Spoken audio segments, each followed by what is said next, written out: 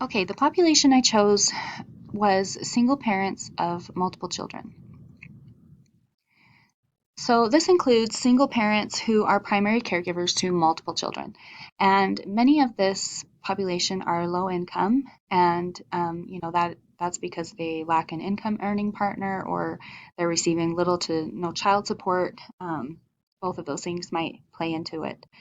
And then this population has been shown to exhibit some physical health disparities and definite mental health challenges, specifically due to stress. The size of the population locally, I couldn't find any reliable data to show here where I live in Cache Valley what those numbers are, but statewide, 4.89% of households are single parent households, compared with nationally, 7.51% of households are single parent households. As far as the reasons for these differences, the only thing I could really see is just speculation that this might be attributed to regional attitudes and acceptance regarding single parenthood, which might perhaps keep people from, for example, leaving a spouse if it's kind of frowned on in their area to get divorced, for example. So those kinds of things may play a role in the percentages of single parents. Internationally, 7% of children are living with a single parent. That might look a little confusing with the comparisons I have, but internationally, we're not looking at number of households. We're just looking at the percentage of children globally who are living with a single parent. The social determinants of health that might present barriers to this population include, first of all, economic stability. This goes with job stability and pay and the ability to hold a job or a full-time job, which correlates strongly with the ability to afford childcare costs, which can be very high and a lot of times force people to choose whether they're going to work full-time or work at all or just work part-time.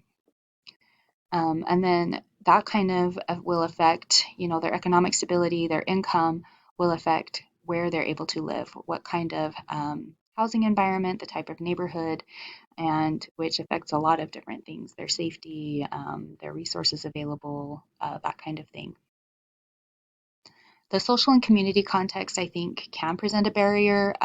This kind of goes back to whether or not their region is accepting of single parents or how those attitudes and support that are provided to them through social connections, friends, their community resources, services, and their family interactions. Is their family accepting of and supportive of their single parenthood, and offering help? And then a big one is, of course, their healthcare access and quality of healthcare, which comes down to what is their income? Do they have a full-time job that offers them health insurance? Are they living in a neighborhood that's far away from health facilities?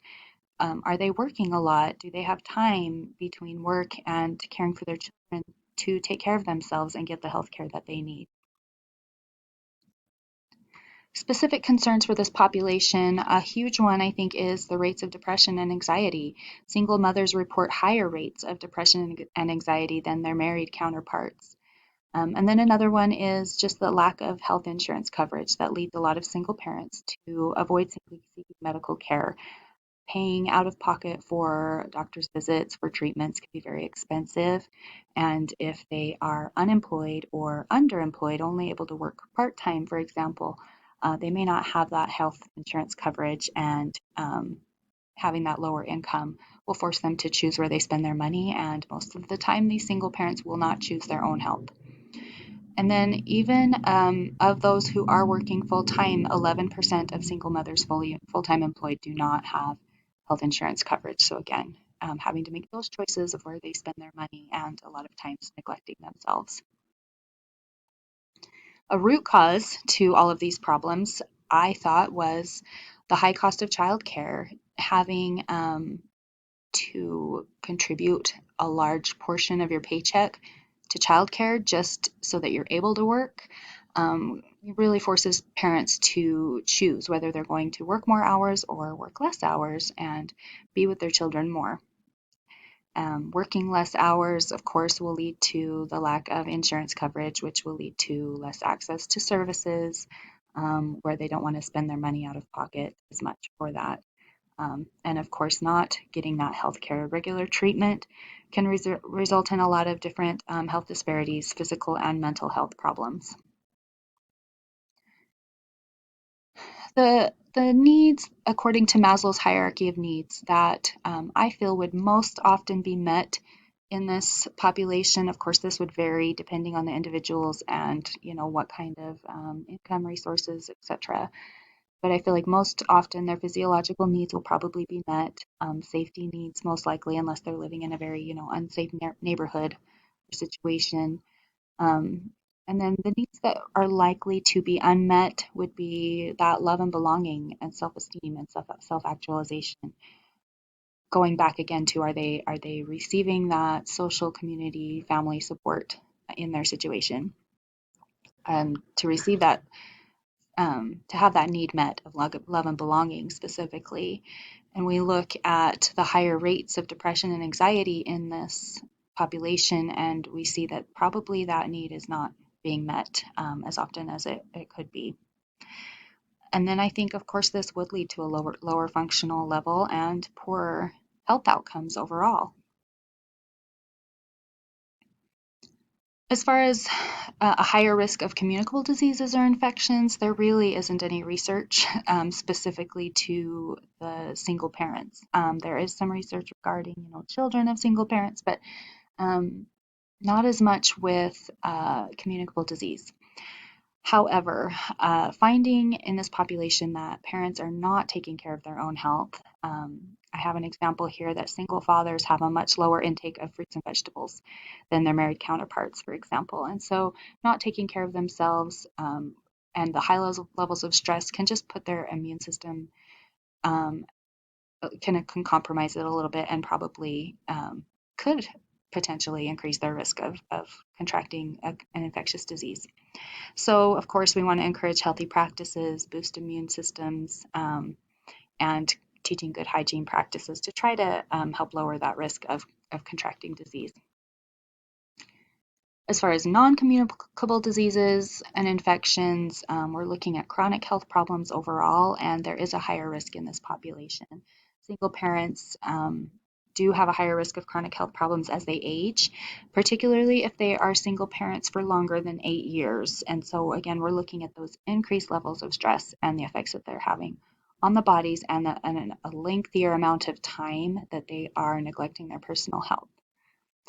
Single working mothers have a higher risk of cardiovascular disease in general, heart disease and stroke, and then a higher risk of death overall than women who have partners. And then we look at single fathers, it's even worse. They have 3 times higher risk of mortality than that of single mothers and parents with partners. So there definitely is a higher risk here for chronic disease, chronic infections, that kind of thing. And so again, just trying to find them, the recommendation would be to get them the resources they need, provide support, and help them, teach them the importance of receiving that regular medical care to preventing these long-term problems. There definitely are self-care deficits in this population due to that increased stress, like I've mentioned, and also, as we've talked about extensively, ignoring their own needs to care for their children, to take care of working and earning money, those kinds of things. These single parents definitely tend to put their own needs on the back burner. And then self-harm, the risk of suicide is actually reduced when a person has children, but again, we'd want to look at their rates of depression and anxiety and how that's affecting their mental health and that risk of self-harm. And then when we look at the last concern, risk of harm to others, child abuse in single-parent households is nearly twice that of two-parent households. So this is a concern. So overall, we do want to be promoting health, physical and mental health, especially mental health in this population, getting them the resources and the care that they need to really provide protection to them and the children in their household. And those are my references.